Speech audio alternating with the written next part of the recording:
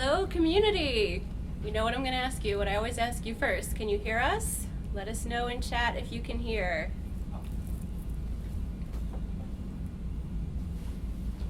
I know you're wondering who these people are, but you have to tell me if you can hear first.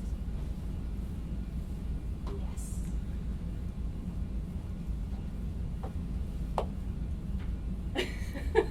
Thanks, Paul. Okay, sounds like you guys can hear us, so I'm going to hand it over to Mark for our exciting announcement today, and then we will have a Q&A to follow.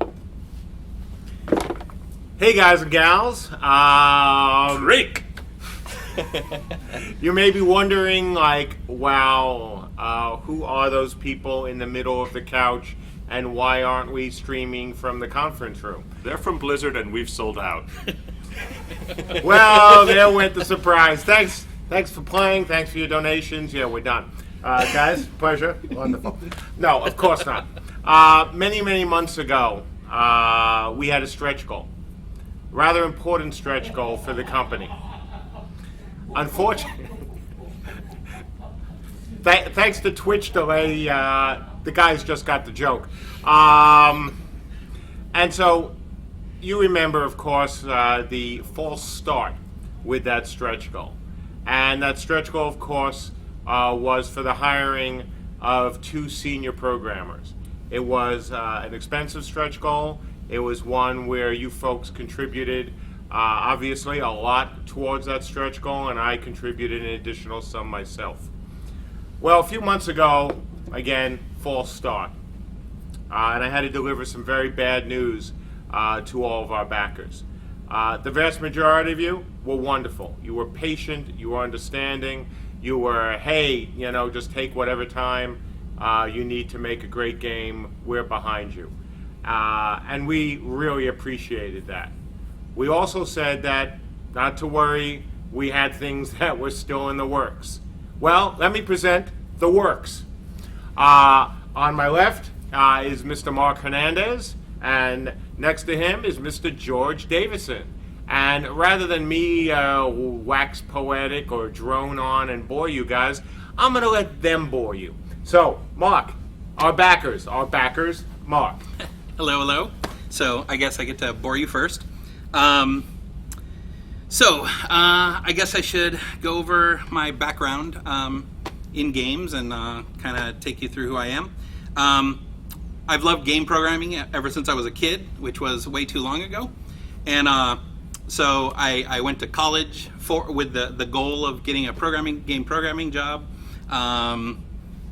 During college, I made sure that I was doing little tiny game type projects. After college, I got hired at a small internet company called Wild Tangent, where they were doing kind of a 3D on the web thing. And this was probably around 2000. From there, I ended up I got a job, and that was a middleware company. I got a job at Oddworld, where I was brought in to do Munch's Odyssey, which was an Xbox One Xbox original launch title.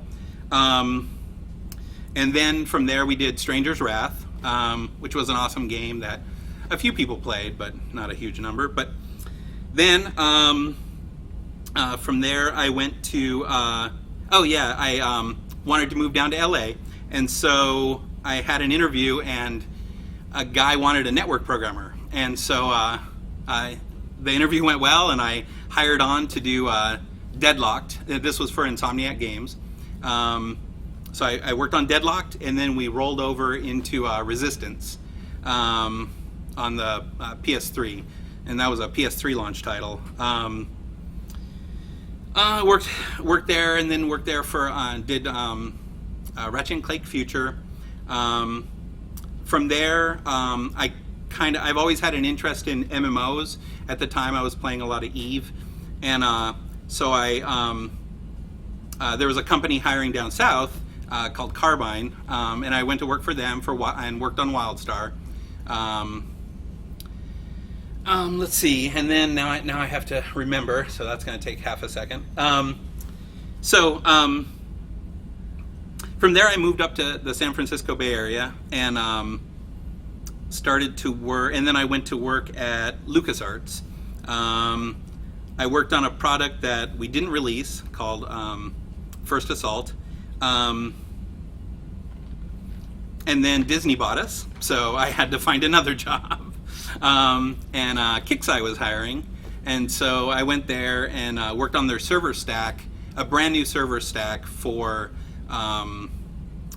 War Commander Mobile, which ended up being War Commander Rogue Assault, which hasn't been released worldwide yet. It's just in New Zealand. Then I did a tiny startup, but I was still, and I was just doing general programming for them with some networking, but I was still really interested in doing networking work. And so I started to look around, and lo and behold, they were like, "Hey, a group over on the East Coast needs a server programmer," and I was like, "Oh, cool," and I really wanted to get back into the MMO space, and so I started talking with them. I don't know, on the order of three months ago. I'm picky. And it was a super good fit for like what I like to work on, my skill set, and of course it was on the East Coast, so that took a little convincing, and we went back and forth. But I saw the team and how dedicated they are, and I really like the energy here, and so I moved from the West Coast to the East Coast, which is a pain in the ass, but. And now here I am, talking to you guys. And that's me in a nutshell. Thanks. Thank you. George, you're up. Hello, I'm George. I'm a client programmer. I've been doing this professionally for well over a decade. I've worked at Warner Brothers. I worked on War in the North and Shadows of Mordor. Most recently, I worked at Bungie on Destiny, and I've worked at, my most recent position was I worked at Runic Games on Hob, which you may have seen from the latest packs. I'm excited to get back into MMOs. Quite a while back, I worked at Simulatronics doing a new Hero Engine client for them, and I've been a big MMO fan throughout my entire life. I started with Legend, but maybe 15 or 20 years ago, and played that for a decade, and I've played World of Warcraft, and this company's got all the things I love doing, and love programming, and love playing. Cool. So, that's a fairly, not so brief introduction from Mark, and a somewhat brief introduction from George. I mean, the key thing to know about these guys is that they are really, really good at their jobs. And we told you we were going to get a senior network and server guy, and Mark certainly fills the bill.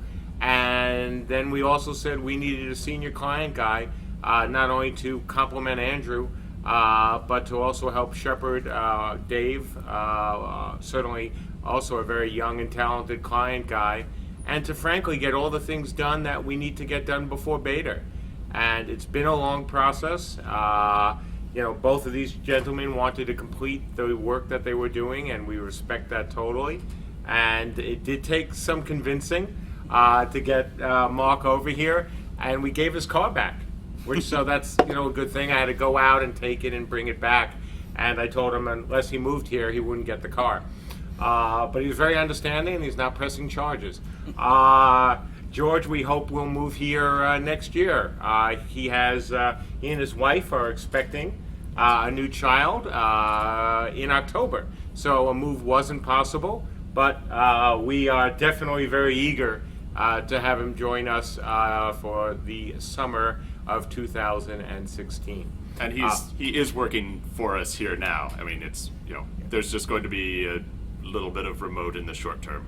Yeah, as your backers probably remember, we when we changed our ad so that remote work was possible, we were able to finally, with the help of our recruiter, get candidates like Mark and George to be interested in. Interested enough, as Mark said, that he was willing to move here, and George has said, things work out, he's willing to move here.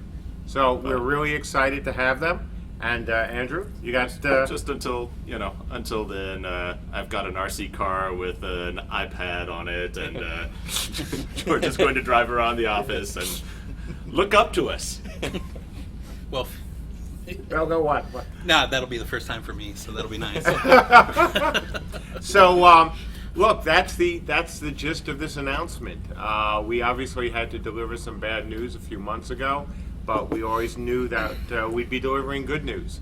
And as they both can tell you, they've hit the ground running. George said to me yesterday, it's like, this is great. I've already checked in code. And he had been here less than 48 hours. And so that's pretty good. And certainly Mark has already had an impact on things here, which is obviously very good as well. So at this point, we want to turn it over to you folks. Feel free to ask questions of these guys, Andrew, myself. The other thing I do absolutely have to make clear right now, because I know you guys will be asking this, or you guys and gals will be asking this, is Drink.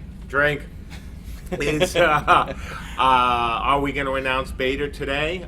No, we are not going to announce the date of beta today. We said we would do that once we got all the new people in. We still have a couple of people that we have not yet fully committed to be full-time members of the team.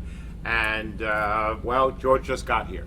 So we're going to wait a few more weeks and lay things out, and then we'll have another announcement about that. So please don't ask poor Genesee, because she's going to be going through the questions for us when beta will start, because, again, not announcing it now.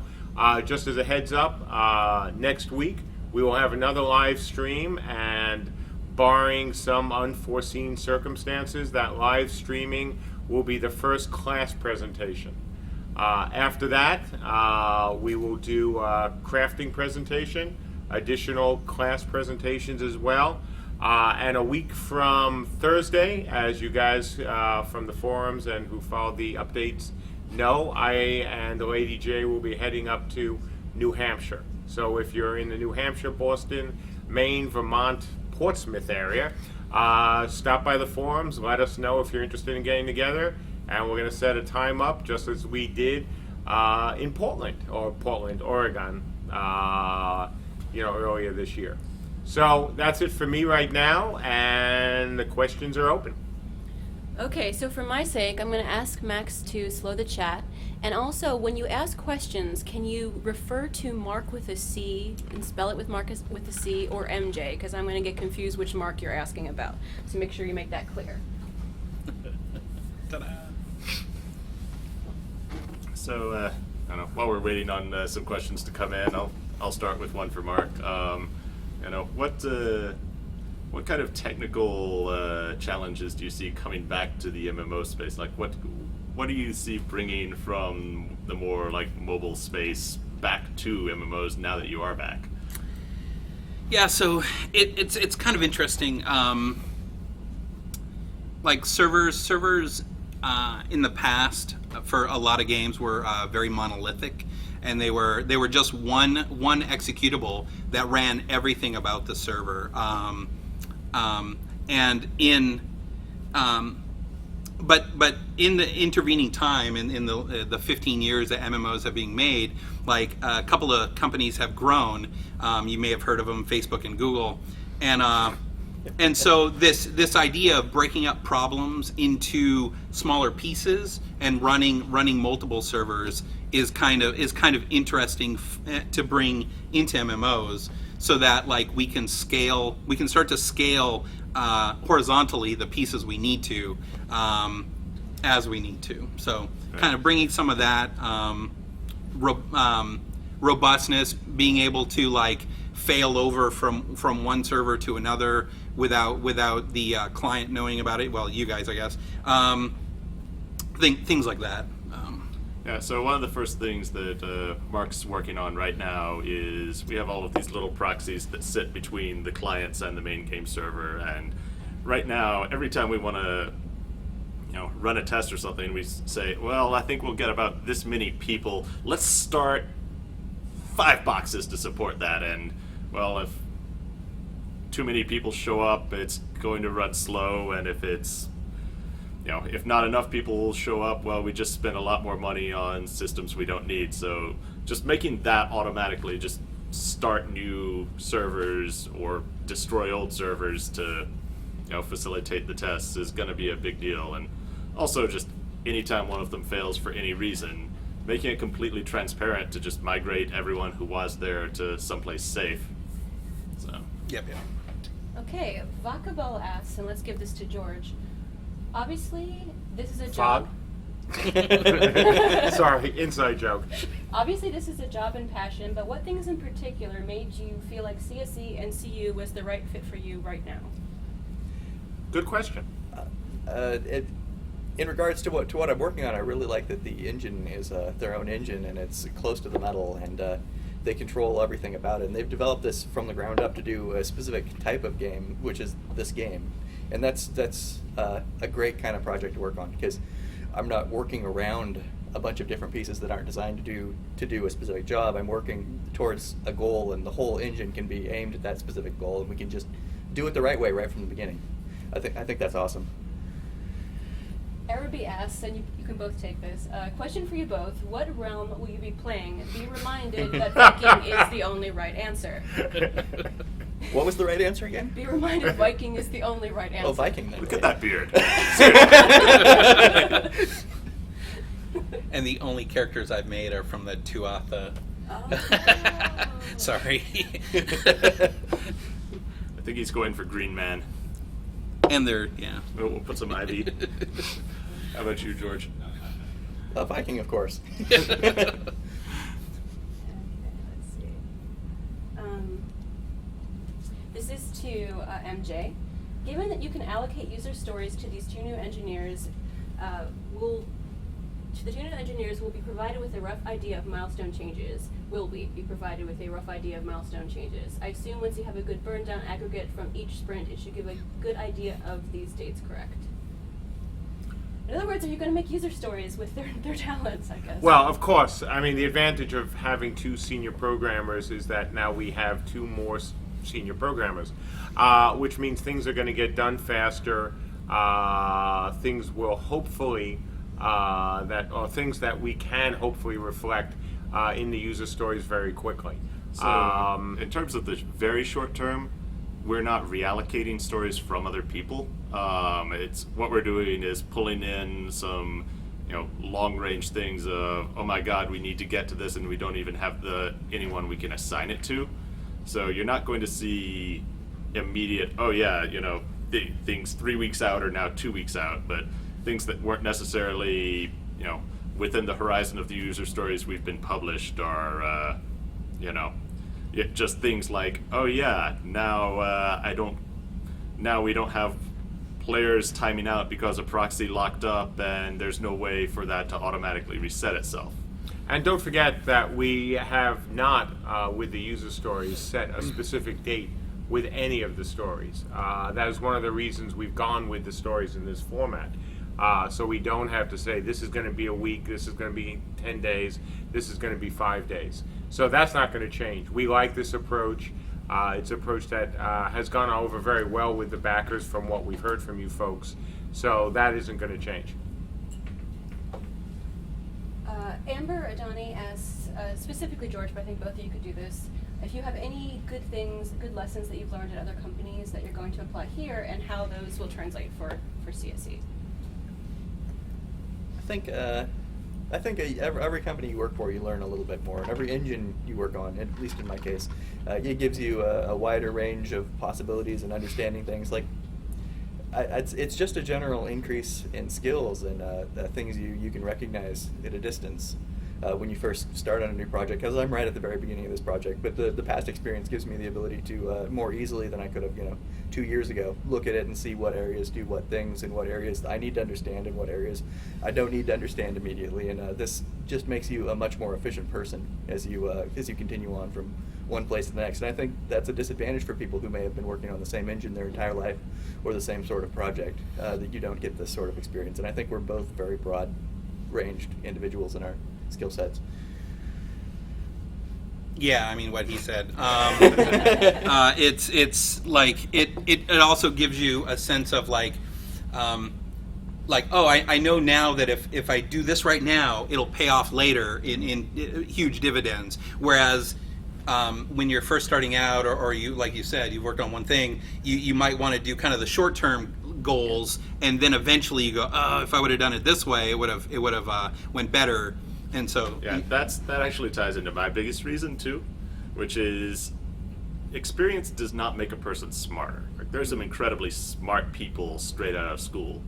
Experience gives you a much, much longer list of, wow, that went really poorly. I'm going to make sure I never do that ever again. Right. And, the thing that, you can, and how that translates is just, like a lot of times some of the more junior people will write something and I'll say, well, that works, but you realize we're going to have to do this with it, and then you've kind of painted yourself into a corner, and they'll say, oh, I hope there's a lot less with you guys. What not to do is as big of a portion as what to do, I think.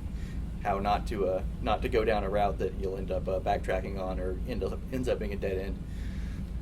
And let me also add, one of the things that these guys have mentioned, but I think is very important to cover again, is that both of them are not only skilled at the specific role that we hire them, whether it's client or network, but they both have skills beyond that as well. And so it's not a matter of hiring, in this case, 2 one-trick ponies who are only going to do 2. Yeah. I thought it was 3. You it told was me 3. Oh, well. Wait, so you're saying you only have 2? Yeah. We promised we wouldn't talk about number 3. Yeah. Hiding on the couch. But we expect that they're going to contribute in realms beyond just what is readily apparent when it comes to their skill set. Yeah, like these are both gamers, seriously. So, and everyone who's played a game knows everything that needs to be known about game design. And they will both tell us how, and they will both tell all of us how we're wrong, and each other how they're wrong too. But that's really part of what's fun about working here, because everyone does get a voice. That's also why, we want to hire the best people we can, because if you try and make up for lack of, if you try and just solve a problem by throwing lots of manpower at something, you end up with something so big that, the individuals can't have a voice. But if you can have a few really smart people, then there's still room for everyone to be part of the studio, and that's how I want to keep things here. Okay, this is for MJ from Rect EQ. I don't know if we want to answer this or not, but you mentioned other positions needing to be filled. What are the remaining or next phase of positions to be filled that you're looking for? Sure. We still wouldn't mind 1 additional programmer, and we have 2 promising candidates on the art side. But that really are the positions we are seriously considering adding to in the next 30 to 60 days. But obviously these were the 2 big wins, and you guys have already seen some of the fantastic work from John, who joined the team as our latest character artist, and I expect you're going to be seeing more glory from him in the coming weeks. Martin, Happy, as you both, I'm going to interpret this a little. What will be the first part at work for you, and what do you think of the duck thing, and do you have ducks at home now? What was the first part of that question? I guess what are you doing now? What's the first thing you're working on? For me, and I forgot your name. That's Martin. amazing. No, I forgot. Oh, Andrew. I forgot Andrew's name, actually. Nervousness will do Martin this. Gordon, Master. And Yeah, just no. so you know, for Mark and for George, speaking to all you backers and doing this live is not something they've done a lot before. Hazing ritual Ever. might Ever. be a good description First time on of it. camera. Yeah. So please be gentle. Yeah. But Andrew mentioned mine, but I'm not sure about George's. I've been working on, my startup task, I'm working on DirectX 11 texture pipeline, allowing all the different compression methods that are now available in DX11 for the textures. Yeah. Going back to the original Kickstarter when we were just throw things in there, make something on the screen. It's all of our textures and their formats and all are sort of set up like it's still 2002, maybe 2001. And there's lots of ways that we can basically make all of this look better for free just by rearranging a lot of things. And easier, make it easier for people producing assets and stuff. Yeah. And what you're going to see coming out of this is all the textures are just going to be a little bit crisper, and the lighting is going to look a lot more natural too. Yep. Okay, this question's for Mark. And Mark with a C, and it can be interpreted a little bit here. Okay. First Centurion asks, his main concern for the game is actual gameplay mechanics during PvP, or in our case RVR. From your history, it sounds like you have a lot of FPS experience, and did you deal directly with mechanics like that in past jobs? A bit. For Resistance, I really pushed to do asymmetric gameplay. So in Resistance, you had the regular soldiers and you had the Chimera, and they both had kind of different ways to play. The Chimera had like a heat mechanic, where if they could run faster than the humans, but when they overheated, they have to go a lot slower. Things like that. So it was also a very small team within Insomniac that did the multiplayer stuff, and so like I had a lot of fun like helping out with just testing the mechanics, going through them, like figuring out what we could do from the tech side and the actual numbers. So I did a lot of that. At WildStar, they weren't at the state where that was a big thing at the time. But yeah, in general, I mechanics are great. Like as I stated earlier, I played a bunch of Eve, and going through Eve and going like, I wish they had this, and I wish they didn't have that, and that kind of thing, and kind of a bit of theory crafting. But like thinking about it, I like gameplay a lot, and especially asymmetric type of stuff. That's balanced asymmetry is always a lot of fun and very, very difficult. So that's all fun for me. But yeah. Just curious, but if you played Evolve? No. We played a ton of Alien versus Predator, where two of us would be the predators, and then our 5 friends would be soldiers, and that was just phenomenal fun because we'd sit there and one guy would bait, and I would just stand there invisible as they walked past, and then I had all their backs, and you could attack them and stuff like that. But so I played it there, and Evolve has some of that, but I haven't really looked at it. Do you ever play Giants, Citizen Computer? Oh, that's like one of my all-time favorites. So, just it's like the mix of humor and style it's an absolute classic. And they nailed the asymmetric gameplay. Okay, let's get to George. Foggy asks, what part of the tech behind CU excites you the most, and what are you looking forward to working with? I love train systems, and I like the fact that we've already got a procedural train system. That's pretty amazing. Just the scale of the things we're working on, though, is also awesome. Our goals we've just got high goals, and it looks like we're going to accomplish them. That's lots of places I've worked at. It's just been, we'll put these things on the screen. We're completely an art-driven kind of design, and here we're programmer-driven and engine-driven, and we're getting we have these lofty goals that we're aiming for with that. I think this should be for Andrew. It's from This Was Once Easy. One of the things CSC has done on CU that is unusual for game studios is to sell the audience in the technical prowess of the development team as well as the technological achievements. I love this. My question is, what are the chances we could ever see the source code in part or whole? Based on what we've heard from you all, it sounds like a gorgeous code base. That's because I'm a jerk. It's like, no, don't do that. But the code base in whole, cannot say. A lot of that's going to depend on just the future business of the studio. There, on the other hand, I certainly like getting stuff out there as much as possible. We have it's the reason, like, if you've paid attention to what JB is doing with the Mod Squad, we've essentially engaged the entire community in working on all of our UI.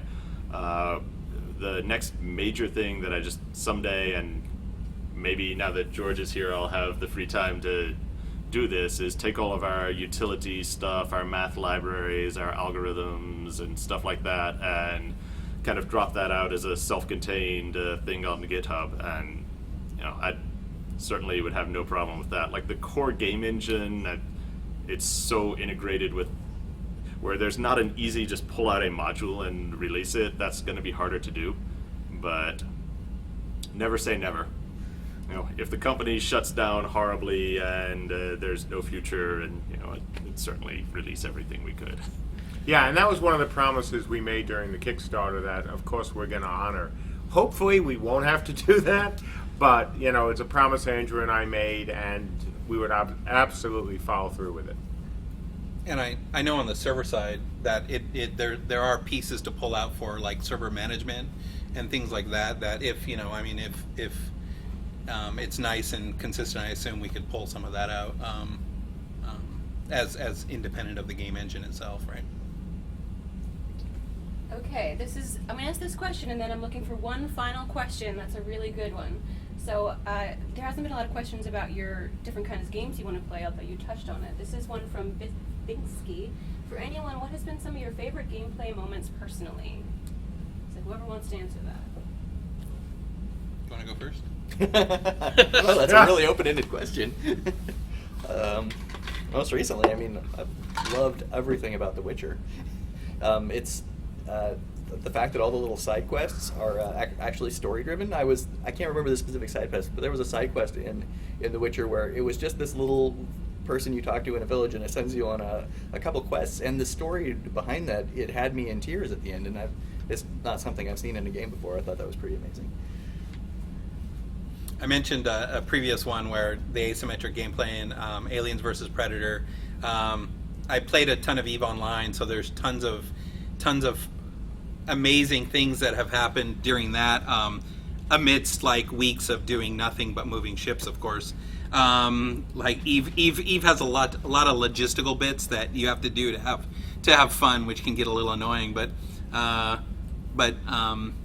I remember when Dune 2 came out. It was the first RTS, and I literally sat down, played through all of it, and then got up. It was about 6 hours, 7 hours. It was just amazing. It was kind of the first time that type of game had come out, and that was a lot of fun. Recently, I've been getting my girlfriend into games, and we started playing a ton of Starbound, and that's been a lot of fun. Just like I have a server, and her and I and a couple of other friends will sit there and just build stuff, and she's been having fun with that, so that's been super cool. I mean, she had played no games before that, but she dove right in, and we're getting much further than me, and so that's been super cool. Now she's on Hearthstone, and doing pretty well at that. Has builds her own decks and stuff like that. And yeah, and so that's it for me. Well, I mean, there's lots more. I could talk for hours, but so let's just broaden the question and say, what are the games that you're playing, George? I mean, what are you playing right now? Since I'm in a hotel room now, I've been playing a lot of Hearthstone, and it's an amazing game. It's so deep. The deeper you go, the deeper it seems to get. At home, I was playing before I left King's Quest with my son, who's 5 years old, and that was an amazing experience. Something I've never had before, because he was there playing along with me, telling me what to do, taking the controller and doing things that he could figure out how to do himself, which is just seeing another person enjoy games as much as I do is one of the greatest experiences in the world. Okay, I'm going to pick a question because there's not a lot coming in right now, but this is an amalgamation of a couple from A Pancake. This is to you, Mark. How did you get such an epic beard? And the follow-up is to George. Now that you're here and you can see the beard proliferation, are you going to get on the bandwagon and grow a beard? It was either this or naming your child after CU. This was better. Yeah. I don't know if I can agree to that without it being a stretch goal. And George wins. So, just so you know, like there was a lot of drama. Oh my lord, and we shaved. Now the truth can be said. Now that you've seen it, the week I shaved was the same almost to the day that Mark accepted an offer from us. So that was just like, I can't compete with that. It's conservation of beardiness, right? So I came in, Andrew had to shave, so it's just how it works. And how it works. It's just a rule of the universe, like a basic law. Okay, well, I'm going to give this to Mark to wrap up, but don't forget, if you wanted to have a meetup with Mark and Lady J on their trip, there is a thread in the forum, so you can go there to camelot.unchained.com and go to the forum section and let us know if you're interested in that so we can arrange something. And Mark. So first I want to wish one of our team members, Corey, happy birthday, man! Happy birthday! So that's good news. As always, I want to thank our backers. Drink. Yeah. I want to thank our backers. Drink. Hey, I got an idea here. So guys and gals,